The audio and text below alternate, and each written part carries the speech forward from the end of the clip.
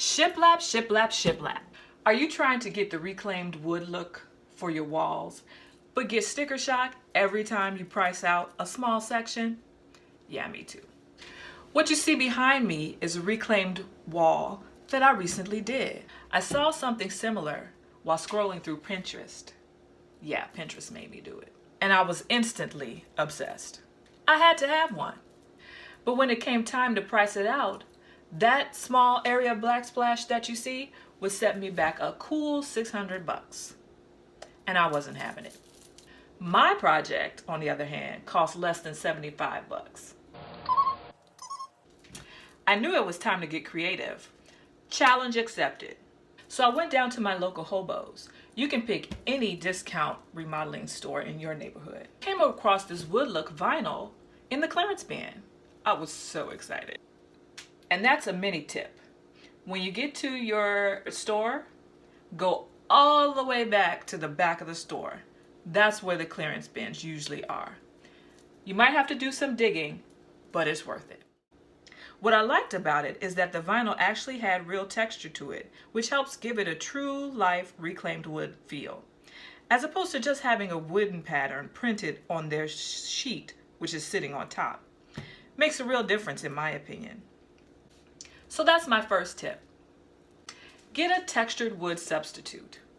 Vinyl, laminate, tile, whatever's best for your project. I like the vinyl because it's not that heavy, and putting it vertically on the wall will make a big difference in your drying time, so things don't shift and slide down while they're drying.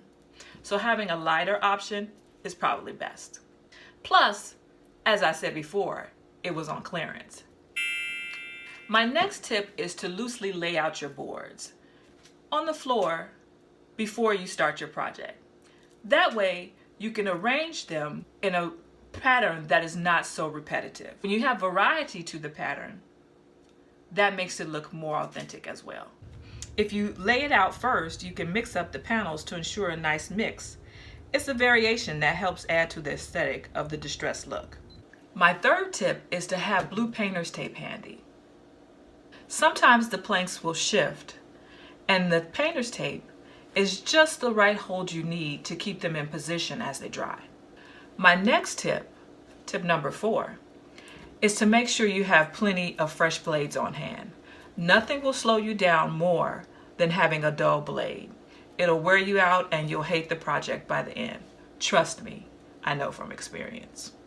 My last tip, lastly, don't rush.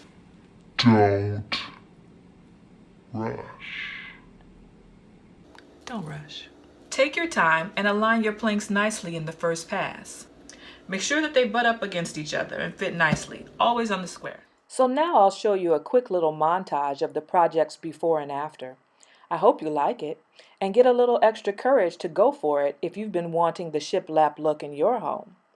Leave a comment below and let me know what project you're anxious to try with shiplap.